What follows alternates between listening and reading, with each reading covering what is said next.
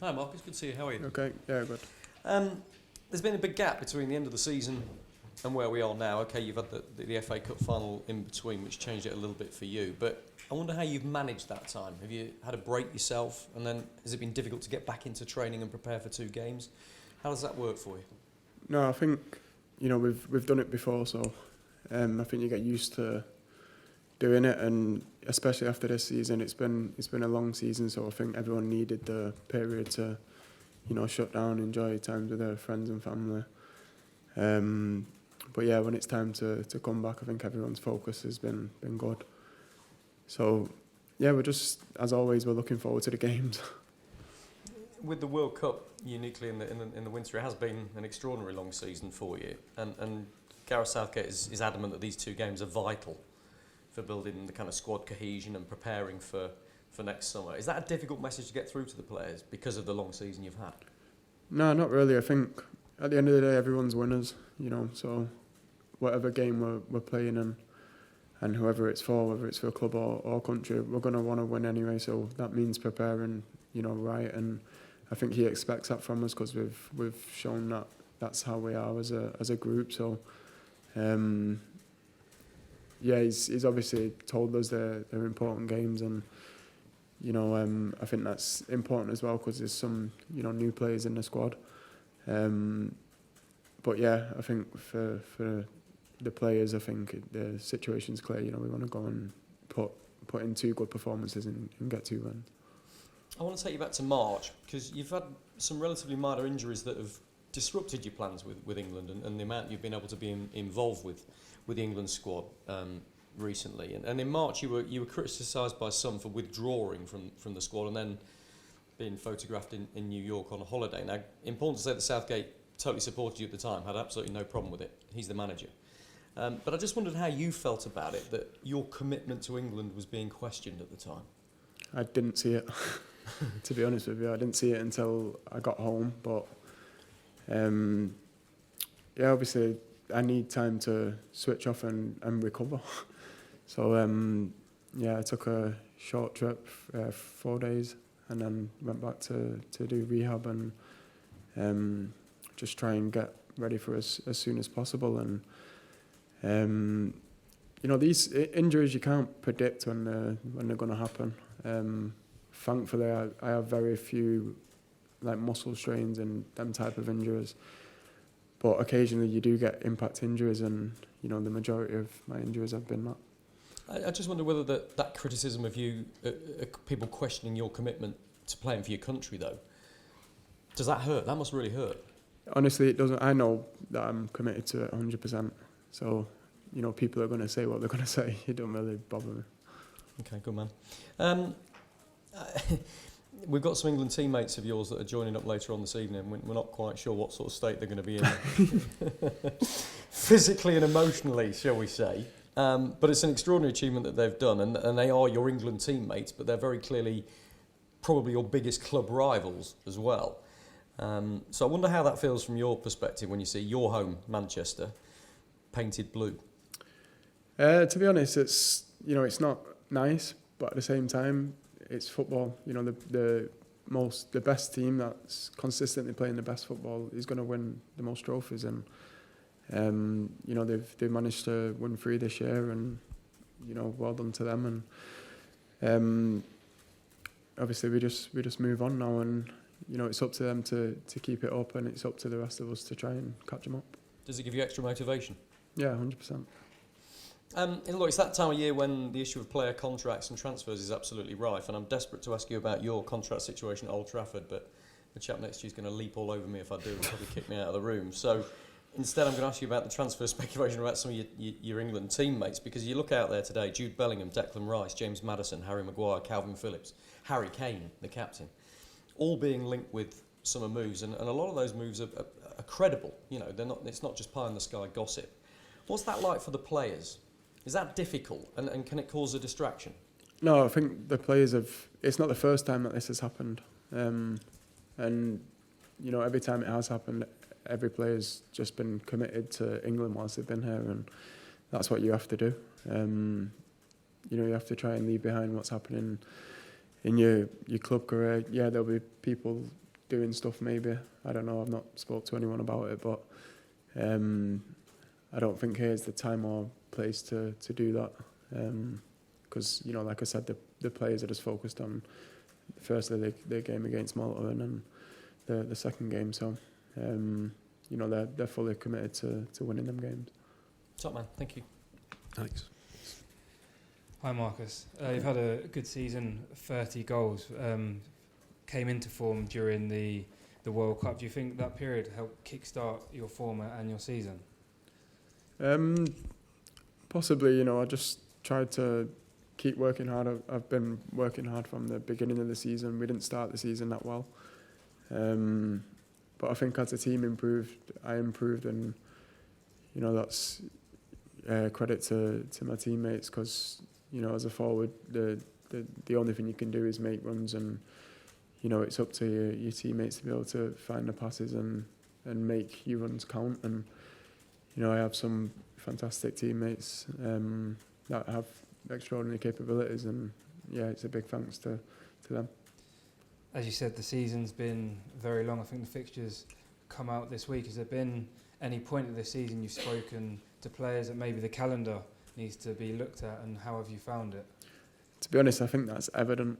Like, it's mad that we're playing at club level. We're playing against teams that are playing 1 game a week, and we're playing 3 games a week from November up until we got knocked out of Europa League. So it's difficult, but at the same time we're used to doing it.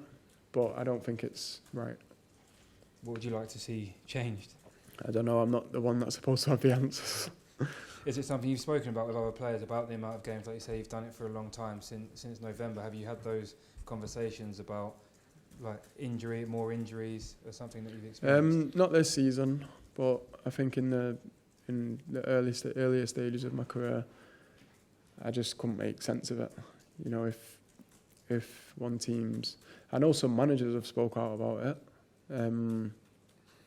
but yeah, if one team's playing 60 games in a year and another team's playing 38, there needs to be some time for the team that's playing them 20 extra games to recover and, you know, to be able to prepare properly for the game.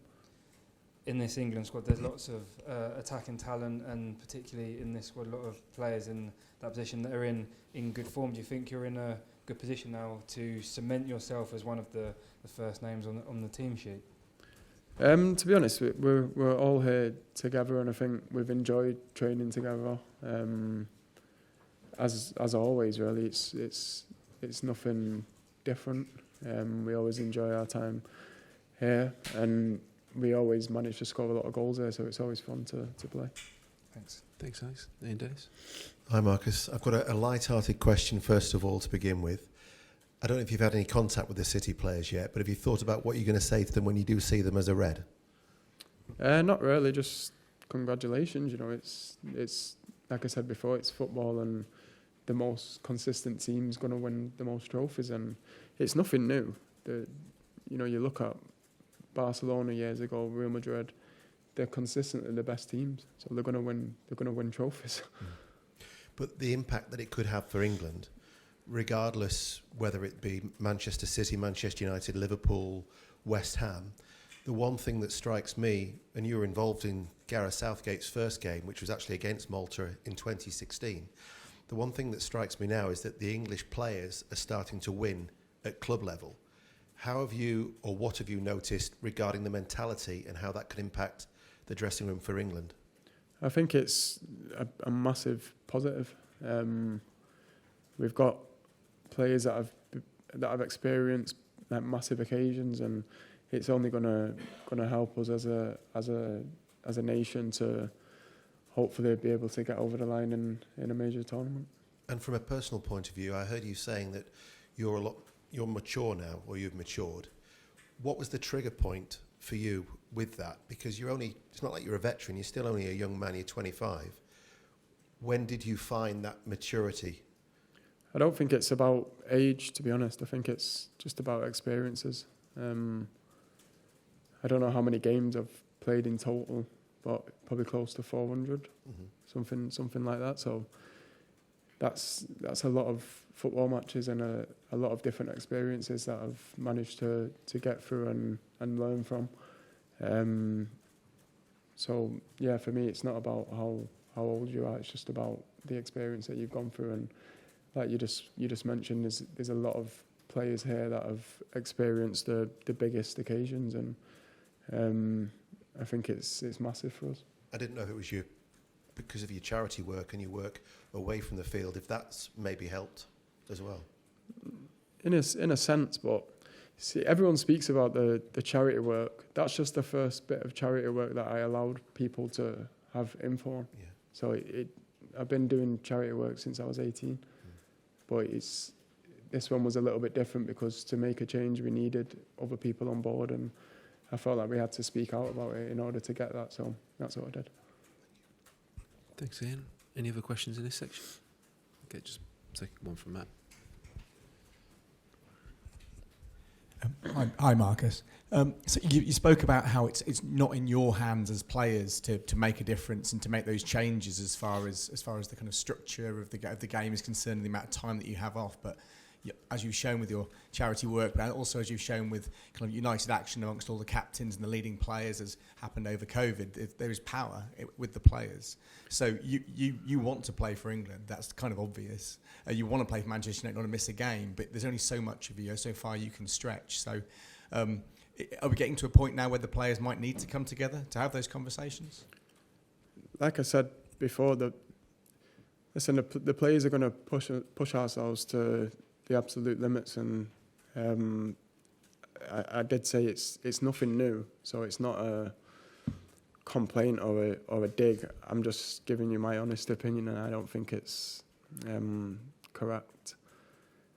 I think we need to be given more time to recover in between certain games, and at different stages of the season as well. So yeah, that's just my personal opinion on it, but I don't think it's down to the players we shouldn't have to put ourselves in a position to speak out about something that, we're not in control of, or we're not going to make the final decision on. So who are you calling on to address this then? It's not my issue to be addressing it. Like, I'm just giving you my opinion as any other fan or any of you guys would have an opinion on it. Do you think it's right? Do you think it's fair on the players? My opinion isn't particularly important, but I think you're stretched too far, yes. Just very, very quickly, sorry, on one of the topic, how and very different, the quality in this squad is remarkable. How strong is this squad in comparison to the squads during your long career now with England? No, I think it's obviously grown and got stronger, and I think a lot of it is down to our time being here as well. It's not just about individual development away from national team, because some England teams in the past have struggled to put it together, even though they've all been top individual players and team players for the clubs. So yeah, I think a lot of it is down to the environment here, and it's not an easy thing to be. A lot of us here play in the same league. It's not an easy thing to be competing against each other and then come together as a squad, but it seems to happen so seamlessly now, and it's a massive positive for us. Thanks, Mark. We'll finish this section with Dan. Hi, Marcus. The Premier League's so competitive now, we're probably going to keep getting situations where big teams like Chelsea and Spurs this year miss out in Europe altogether. Given what you're saying, do you think that can be an advantage for teams who aren't in Europe next year with the more rest? It's never an advantage for a team not to be in Europe, because, like I said before, that's the biggest games, and every player wants to play in Europe. It's as simple as that. So you don't want to miss out on Europe to get more rest. That's silly.